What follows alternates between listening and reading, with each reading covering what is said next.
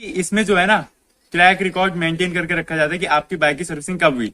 तो ये देखो यहाँ पे मैं आपको दिखाता हूँ ध्यान से कि ये आपको दिखेगा कि फर्स्ट सर्विस हो चुकी है। तो वो जो बिल है वो मेरे हाथ में है, इसको मैं आपको पढ़ के बताऊंगा, ठीक है।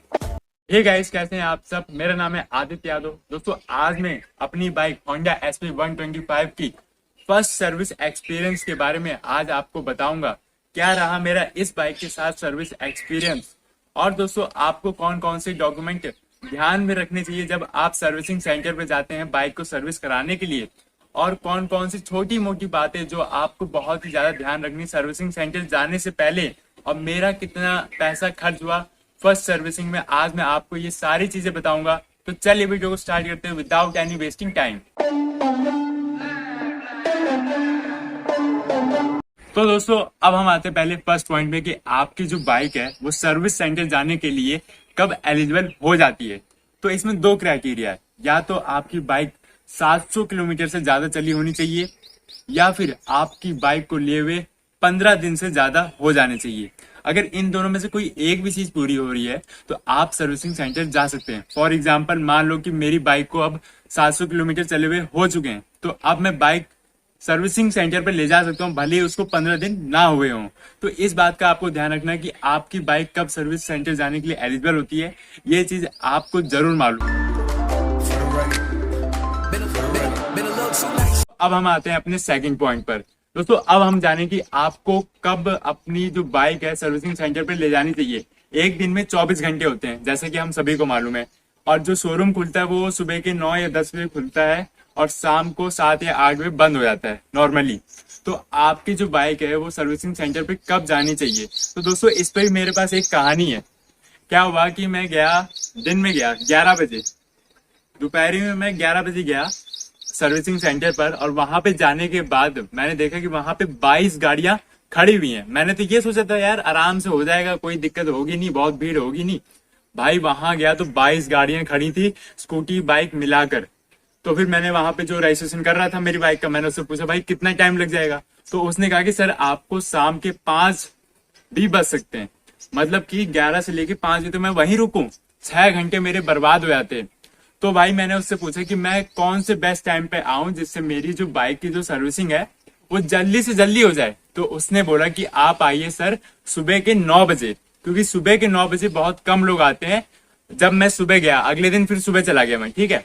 जब अगले दिन सुबह मैं चला गया ना, तो मुझसे ही पहले 4 बाइकें खड़ी थी, 5वां मेरा नंबर था, और सर्विसिंग पे उसने रजिस्ट्रेशन कर दिया। और जो मेरी बाइक है ना कब हैंड ओवर होगी मुझको सर्विसिंग होने के बाद, वो हुई 11:30 बजे। सारे पेपर वर्क करके पेमेंट करके ये गाड़ी मेरे को 11:30 बजे हैंड ओवर हो गई।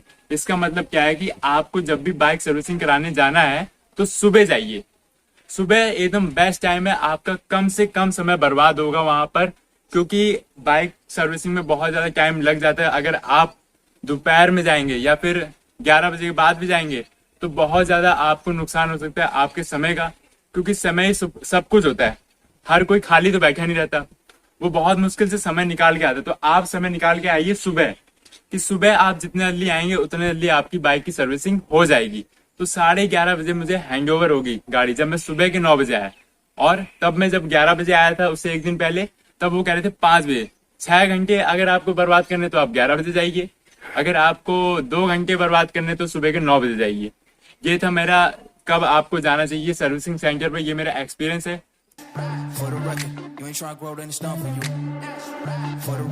तो दोस्तों अब हम आते हैं अपने थर्ड पॉइंट पर कि आपको सर्विसिंग सेंटर जाते वक्त उससे पहले कौन से डॉक्यूमेंट का ध्यान रखना है जो आपके पास होने चाहिए जब वो आपसे डीलरशिप मांगे। तो दोस्तों सबसे पहले आपके पास ये बुक होनी चाहिए।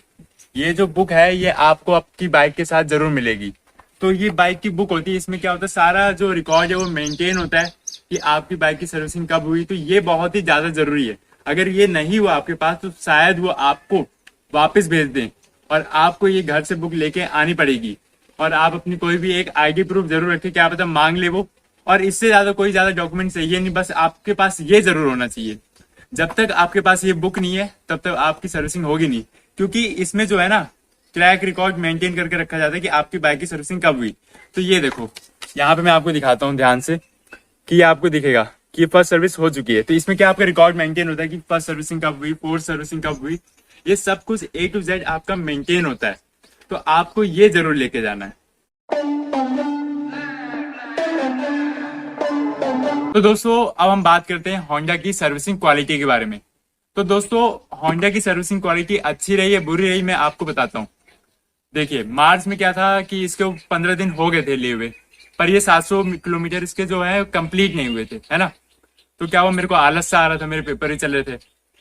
फिर 16वें दिन इनका फोन आया होंडा सर्विसिंग सेंटर से कि सर आपकी बाइक को बहुत ज्यादा टाइम हो गया लिए हुए, तो आप आ जाइए बाइक की सर्विसिंग करा लीजिए, 15 दिन से ज्यादा हो चुके थे। तो मैंने कहा ठीक है, टाइम लगेगा तो मैं आता हूँ कल परसों में।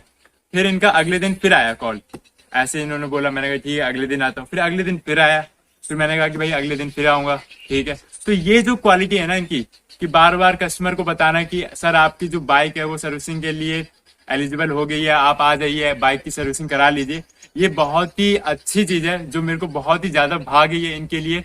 तो ये जो फोन करके जो बताते हैं ना, इससे आपको चिंता दूर हो जाती है कि यार कब इसकी बाइक की सर्विसिंग करानी है। आप भूल भी नहीं सकते क्योंकि वो भूलने ही नहीं देंगे आपको। तो दोस्तों ये चीज मेरे को बहुत ही ज्यादा भागी इनकी सर्विसिंग क्वालिटी में। और आप जब सर्विसिंग सेंटर पे जाएंगे तो वहां पे आपको कुछ नहीं करना है, आराम से आप जाइए, वहां पे बैठिए, आपको कॉफी मिलेगी, आराम से बेफिक्र रहिए होंडा की सर्विसिंग से। बहुत ही बढ़िया सर्विसिंग रहेगी। और मैं बार बार जाके चेक भी कर रहा था, तो आप चेक भी कर सकते हैं, पर वो मना करते चेक करने से, क्योंकि वहां पे बहुत ज्यादा डस्ट होता है जिससे आपको हार्मफुल हो सकता है कुछ भी। इसलिए मेरे को बहुत ही ज्यादा बढ़िया लगी इनकी सर्विसिंग क्वालिटी के बारे में। तो जो फोन की जो सर्विसिंग है इनकी, बार बार याद दिलाना, वो बहुत ही ज्यादा बढ़िया है। तो चलिए अब हम आते हैं अपने आखिरी पॉइंट पे।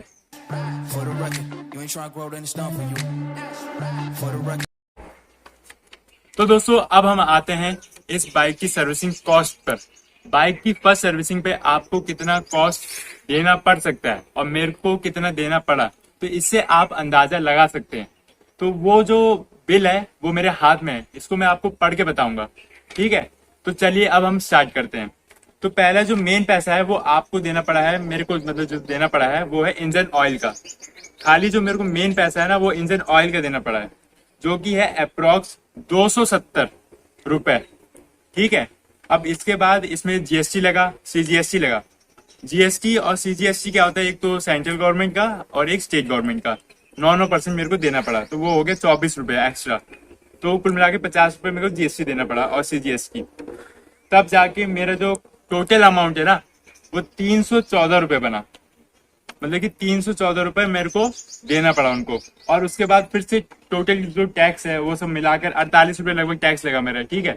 तो 314 इसका देना पड़ा और ऑयल एडजेक्टिव कोटिंग का मेरे को अलग से 100 रुपए देना पड़ा।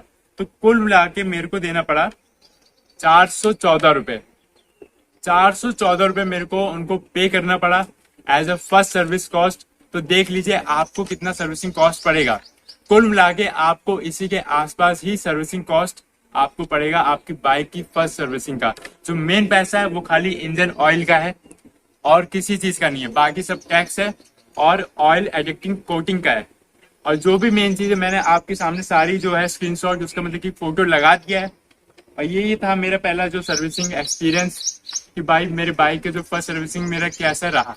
तो दोस्तों आज की वीडियो में मैंने आपको बताया कि मेरा फर्स्ट सर्विस एक्सपीरियंस कैसा रहा, आपको कौन कौन सी चीजों का ध्यान रखना है शोरूम जाने से पहले, और मेरे कितने पैसे खर्च हुए, ये सब मैंने आज आपको डिटेल में बताया।